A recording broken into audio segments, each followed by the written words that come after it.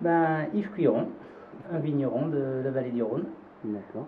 Vous êtes où alors à Vallée du Rhône? Alors situé à l'extrême nord de la vallée du Rhône, parce que la vallée du Rhône est composée de méridionaux et septentrionaux. Donc je suis déjà un vigneron des Rhônes septentrionaux.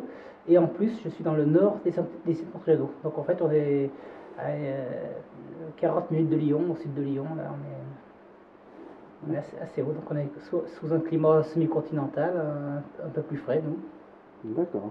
Donc vous êtes sur les appellations Condrieu, Saint-Joseph, Ouais, Côte-Rôtie et Cornas, ouais. Et un petit peu de Saint-Péret aussi. et un petit peu de Saint-Péret. Donc les sols, c'est granitique. Voilà, c'est les coteaux de la rive droite du Rhône, hein, donc c'est le massif central qui arrive en pente assez raide sur le Rhône et qui a été façonné depuis l'époque romaine par des terrasses avec des murs en pierre sèche qui nous permettent de travailler un petit peu à plat et d'arrêter un peu l'érosion. D'accord. Et donc avec les cépages, donc vous avez droit sur Condrieu, vous avez droit d'utiliser le Vionnier, et pour les rouges, c'est la Syrah. Voilà, le Rhône Nord Ouais. est par rapport au sud par exemple, il donne des vins souvent monocépages. Je dis souvent parce qu'il y a les blancs de Saint-Joseph, de Saint-Péret ou Marsanne, Roussanne. Mais sinon, les rouges, c'est toujours de la Syrah. Et les Condrieux, c'est toujours 100% Viognier.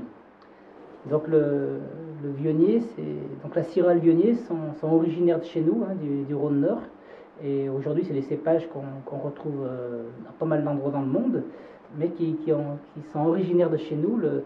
Le Viognier est un cépage qui aurait presque pu disparaître, parce que l'appellation Condrieu à un moment a failli disparaître, et c'était le seul endroit où il y avait le cépage de Viognier.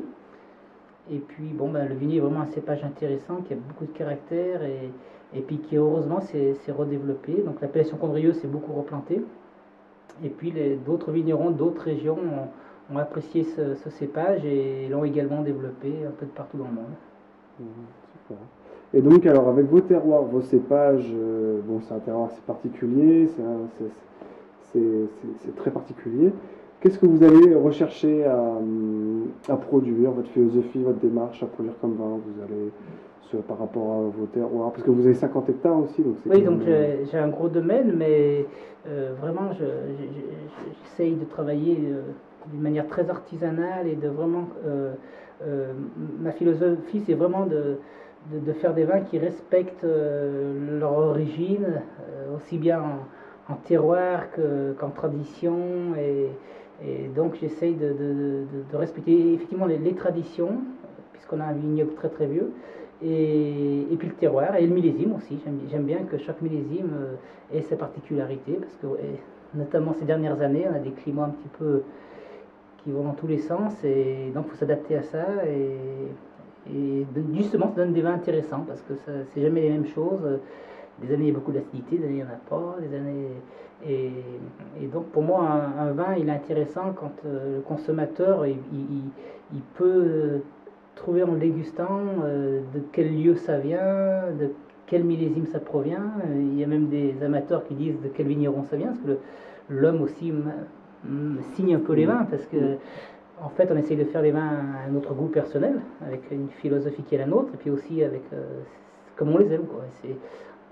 Ça, c'est vrai qu'on ne fait pas un vin pour plaire à tout le monde, on fait son vin, et puis après, les consommateurs choisissent leur vigneron qu'ils aiment bien.